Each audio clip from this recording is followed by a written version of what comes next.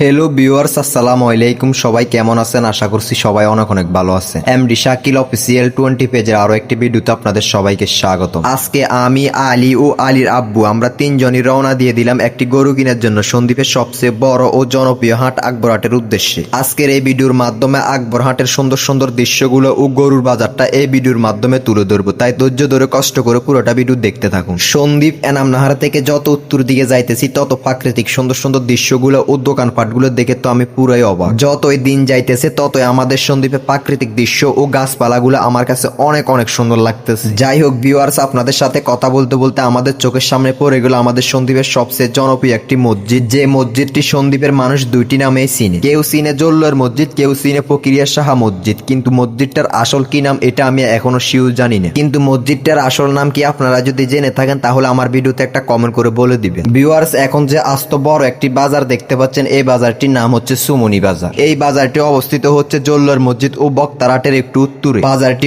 অনেক বড়, এই মাথা থেকে শেষ মাথা পর্যন্ত অনেকগুলো দোকান আছে এই সুমনি বাজার। সুমনি বাজারের দৃশ্যটা আমার কাছে অনেক ভালো লাগছে, যার কারণ হচ্ছে বাজারের উপর দিয়ে অনেক সুন্দর সুন্দর গাছ, সে বাজারের মধ্যে দোকান, সেই দোকানের উপর সুন্দর সুন্দর গাছ, সেই গাছের কারণে বাজারটাকে আরো অনেক গুণ সুন্দর বৃদ্ধি করে। সন্দ্বীপ নামটা যেরকম সুন্দর, সেই নামের মতো আমাদের সন্দ্বীপের প্রাকৃতিক দৃশ্যগুলো অনেক গুণ সুন্দর। আমার মতে সন্দ্বীপের সবচেয়ে উজ্জ্বল সুন্দর লাগার একটি মাত্র কারণ হচ্ছে রাস্তার পাশে এত সুন্দর সবুজ সবুজ গাছ। ভিউয়ার্স, আপনারাই দেখেন এবং আপনারাই বলেন, রাস্তার পাশে এত সুন্দর সুন্দর গাছগুলোর কারণে আমাদের সন্দ্বীপের রাস্তাগুলোকে আরো অনেক গুণ সুন্দর লাগে না? এনামনাহার থেকে উত্তর দিকের রাস্তাগুলো যে এত সুন্দর, এগুলো হয়তো আমরা মাঝে মধ্যে না আসলে কোনোভাবেই বুঝতে পারতাম না। সন্দ্বীপের তুলনামূলক কিছুক্ষণ পর পর যে মার্কেটগুলো পড়ে, এই মার্কেটগুলো কিন্তু অনেক বড় বড়। এখন এই মুহূর্তে ভিডিওর মধ্যে যে হাটটি দেখতে পাচ্ছেন, এই হাটটিও কিন্তু অনেক বড়। গাটমাজির হাট নামটা আমি অনেক ভালো করে জানি এবং হাটটাও আমি অনেক ভালো করে চিনি, যার কারণ হচ্ছে আমি অনেকবার এই গাটমাজির হাটে এসেছি। আসার একটি মাত্র কারণ হচ্ছে আমাদের মেশিনারি কিছু জিনিস আমাদের দক্ষিণ সন্দ্বীপের কোনো মার্কেটে পাওয়া যায় না। সেই জিনিসগুলো কিন্তু এই গাটমাজির হাটের কয়েকটা দোকানের মধ্যে অ্যাভেলেবেল পাওয়া যায়, তাই সেই প্রয়োজনীয় জিনিসগুলোর কারণে এই গাটমাজির হাটে অনেকবার আসা। তো ভিউয়ার্স, আমরা খুব কাছাকাছি চলে এসেছি, আর অল্প কিছুক্ষণের মধ্যে আমরা পৌঁছে যাব সন্দ্বীপের সবচেয়ে জনপ্রিয় এবং বড় হাট আকবরহাটে। আমরা এখন সন্দ্বীপের মেইন দেলোয়ারকা সড়ক থেকে একেবারে পশ্চিম দিকে আকবরহাটের পথে।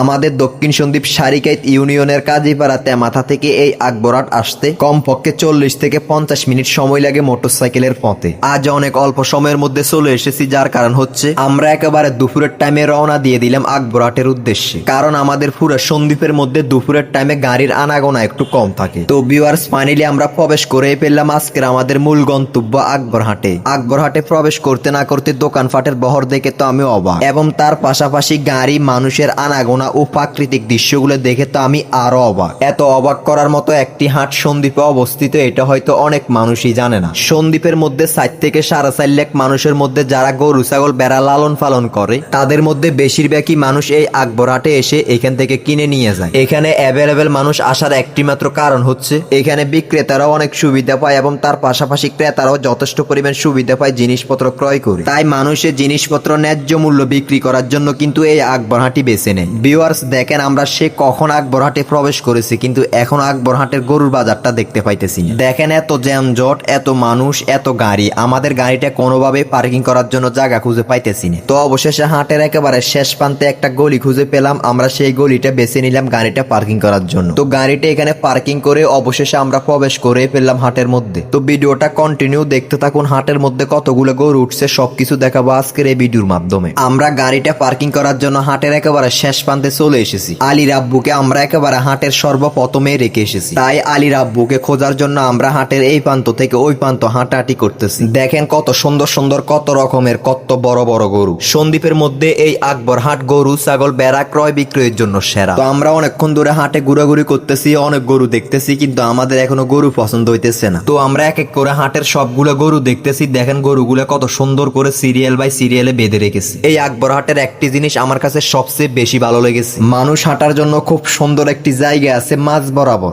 সেই জায়গাটার দুই পাশেই কিন্তু গরুগুলো সিরিয়ালে বাঁধা থাকে। সেই জায়গাটার কারণে অনেক সুন্দর ও ভালোভাবে হাঁটাহাঁটি করা যাইতেছে। এই গরুটি আমাদের অনেক পছন্দ হয়েছে, তাই এই গরুটির দাম বলেছি 75,000 টাকা, কিন্তু গরুর মালিক আরো কিছু টাকা বেশি বিক্রি করার জন্য গরুটি আমাদেরকে দিতেছে না, তাই আমরা আর গরুটি নিতেছি না। যার কারণ হচ্ছে আমাদের বাজেট অতিক্রম হয়ে যাইতেছে। হাটে ঘুরাঘুরি করতে হঠাৎ এই গরু এবং গরুর বাছুরটি দেখে আমার কাছে অনেক অনেক ভালো লাগে। এটা কিন্তু ছাগল হাট, আজকে কিন্তু আকবর হাটে ছাগল একেবারে কম উঠেছে। অন্য সময় কিন্তু ছাগল আর বেড়ার একেবারে দুম লেগে থাকে আকবর হাটের একেবারে শেষ প্রান্তে। এই আকবর হাটে গরু, ছাগল ও বেড়া বেচা কিনে একেবারে সকাল থেকে আরম্ভ হয়। এখন গড়িতে বাজে বিকেল 5টা, একেবারে সন্ধ্যা টাইম হয়ে গেছে। তাই মানুষজনও কিন্তু সবাই ক্রয় বিক্রয় শেষ করে চলে যাইতেছে নিজের গন্তব্যে। গরুর বাজার দেখতে দেখতে হঠাৎ আমাদের চোখে পড়ে গেল সুপারি বাজার। দেখেন কত শত শত মানুষ এখানে সুপারি ক্রয় বিক্রয়ে ব্যস্ত। এই আকবর হাটে সুপারিগুলো আমার কাছে অনেক অনেক ভালো লাগে। অনেক বড় এবং একেবারে পাকা ছিল এই সুপারিগুলো। তো বাজারের সবকিছু দেখাইতে পারলাম না, যার কারণ হচ্ছে ভিডিওটা অলরেডি অনেক লং হয়ে গেছে। তো